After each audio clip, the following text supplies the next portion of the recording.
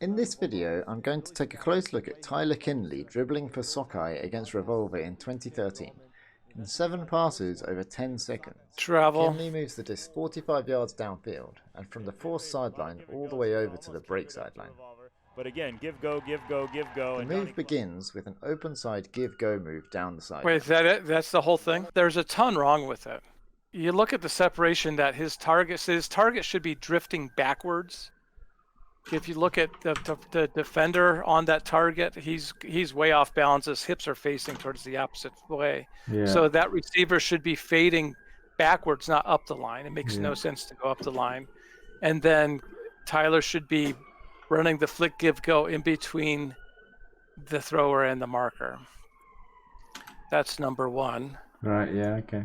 Number two, when he does get this on this lift right here, now he travels, that's illegal.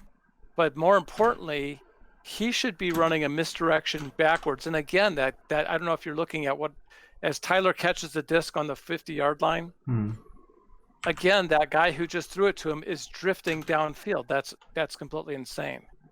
He should be providing negative support by having his hips towards Tyler and drifting completely opposite direction.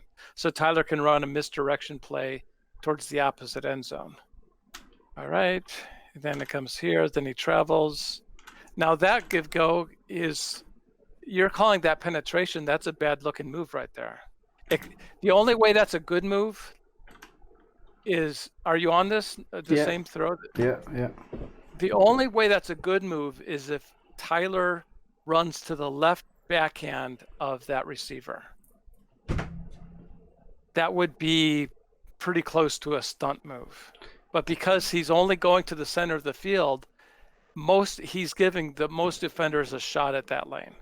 He's going through all that extra effort to run behind the marker. And the only way that makes sense is if you actually run a complete stunt move, which is you run around the marker and then you seal the marker and you run to your targets offhand in this situation, which would be in between BJ and the sideline. Even after he ducks around the force after releasing the disc, you think he should still go in between BJ and the sideline? That's actually the best move. Between BJ and the sideline. That's a full-blown stunt move.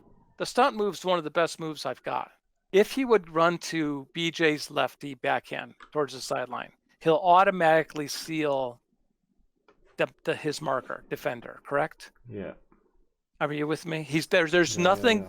If he can pull that off, there's nothing in the fucking world that defender can do to stop him. He can walk into the catch. He's totally sealed that defender. But by doing what he did, it's the worst out of the 3 options. He could have just done a direct give go to BJ on that sideline. He could have run a stunt give and go, which he did halfway.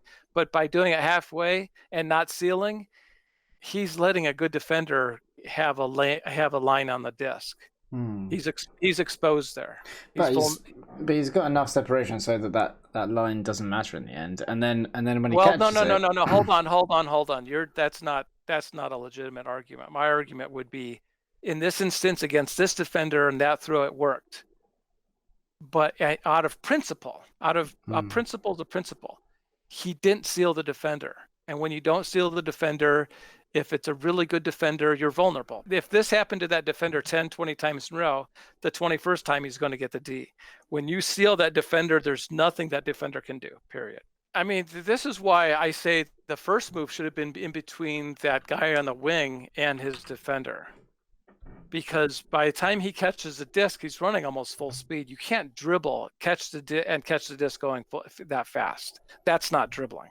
You have no control over anybody, including yourself. Like, that's just, you want to be decelerating into the disc all the time. And if you're not, that's not dribbling. I mean, it was horrible. It was a great give and go. It had nothing to do with dribbling. It was completely out of control. But anyway, so then after he travels, and again, the traveling fucks up everything. Because now you're making a judgment call on what the defender did and what he got away with on an illegal play. You know what I'm saying? Yeah. So Like, it's a trouble because he doesn't slow down as quick as possible, and he took 6 steps. Yeah, and his last step is bigger than the previous ones as well.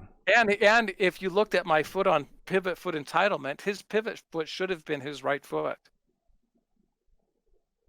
If you watch it, he could have easily planted his right foot as his pivot foot. Yeah. That should have been, but it shouldn't have even gotten that far. But the fact that then he takes one extra gratuitous step after he traveled, that's insane. Yeah, I think I understand, and I'm not making like an argument per se. I'm kind of just seeing what you're saying and letting myself think about it. So you think he should have decelerated into the catch hardcore and looked to run a misdirection going backwards initially, and primarily initially, I would say 50% of the time,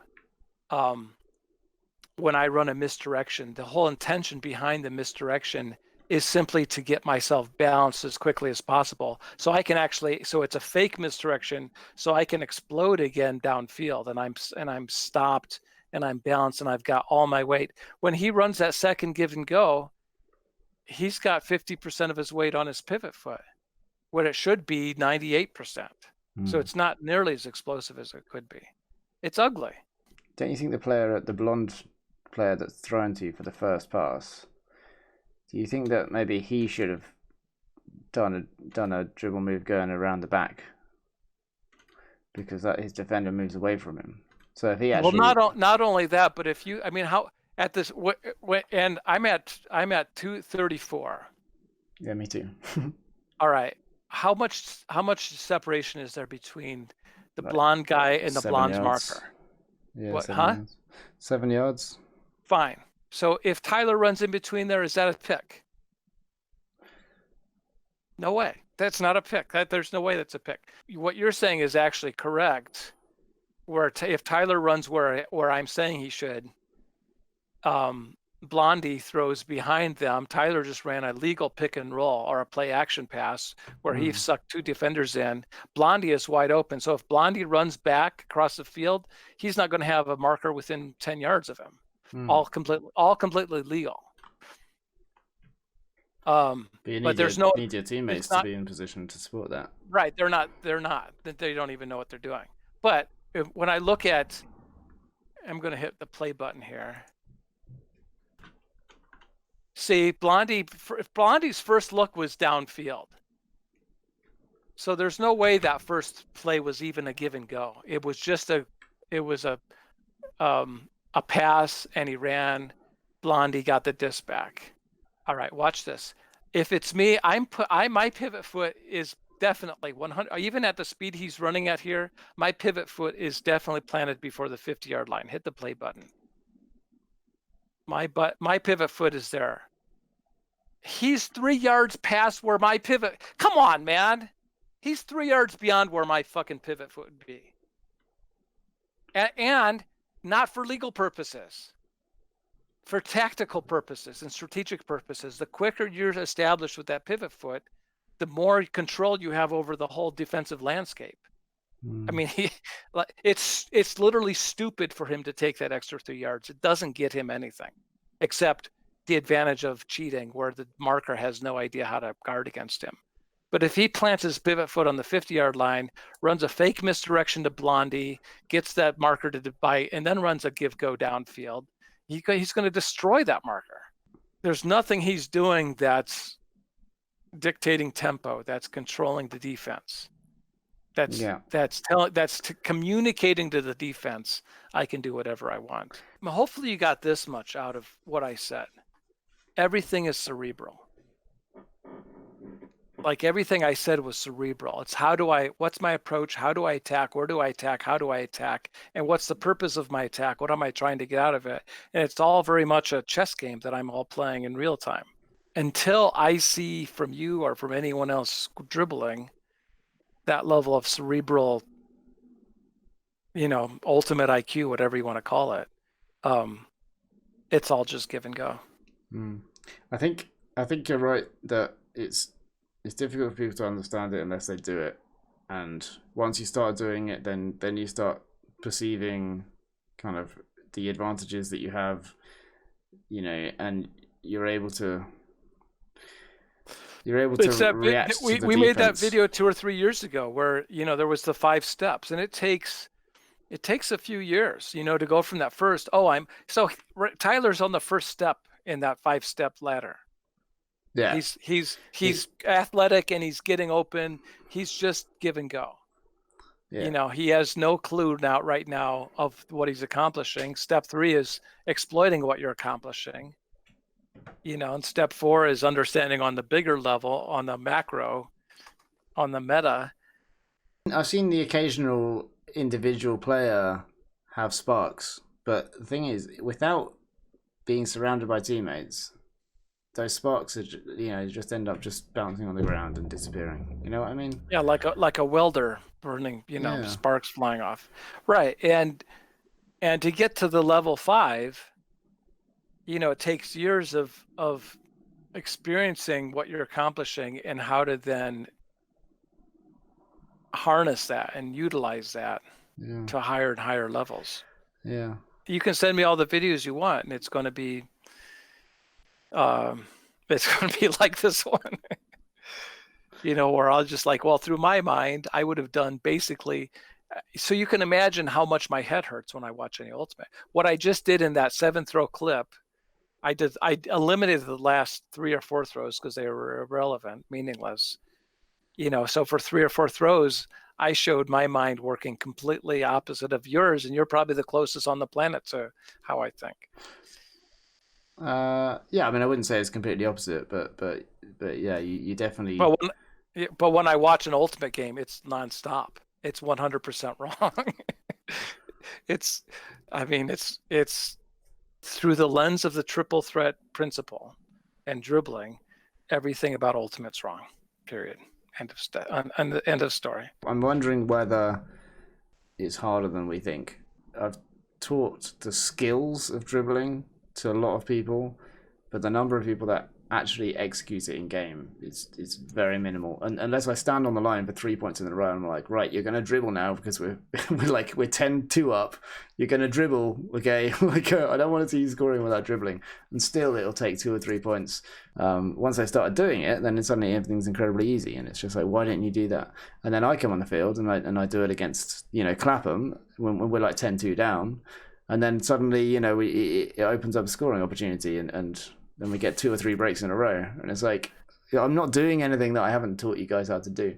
But I think maybe it's harder. I think maybe it's just harder than we realize it is. And so, what's harder? Dribbling. And dribbling's easy, and the whole supporting structure around it, and everyone being on the same page with this is how we want to play the game. I know the skill is easy. I've taught the skill to hundreds of people, but right, actually executing it on the field. The challenge is, here's what it is. The game has this built-in autonomy, this sovereignty. This built-in sovereignty is built into the game. Everybody's a referee, mutual respect, all this nonsense. And because of that, players are very individualistic. You're better off with women. Women are far better. This is probably a sexist thing I'm saying, is women are far, far more cohesive as a unit than men are. That's sexist, right? It is sexist, but I also agree. It's not sexist. Come on. It is sexist. How is that possibly sexist? Because you're differentiating between sexes. Yeah.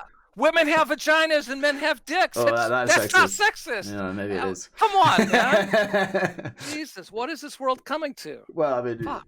No, but the point is that with that sovereignty built in, to get Ultimate players to buy into a system like this, and actually play teamwork, is it's always been a challenge. And I don't know what to do about that. I just thought money's the answer. If you played, to me, that's the only solution. If you could just pay players enough, I don't care, $1 million a year, Justin Allen, I'll give you $1 million to just dribble. Okay. and then we'll be done. And then the sport will change, and people will see what triple threat looks like. But other than that, yeah, I think some difference is being made through videos. I think... I'm sure it is. It's slow going. I get nice comments there here and there. Yeah, it's slow, but stuff's happening. I think it's gonna accelerate. But I've been telling you that for like a couple of years, so we'll see. I guess There's an awful lot of people who happen to agree with this, and as long as the censors are shutting us up, it's like a one-party system. It's like communism. Just shut up all the dissenters, and there's plenty out there. Reddit needs, like, as an organization, the UPA needs to have some influence over Reddit. Reddit's being moderated by 2 feminists and a beta male for an entire sport. So obviously, working with them is like, it needs to go above that. However that happens, and say, wait a second, we got to have a balance. It's like having, only Democratic moderators for a presidential debate. Fuck Twitter and fuck those feminists and that beta male who censored me. Yeah, fuck Idris too.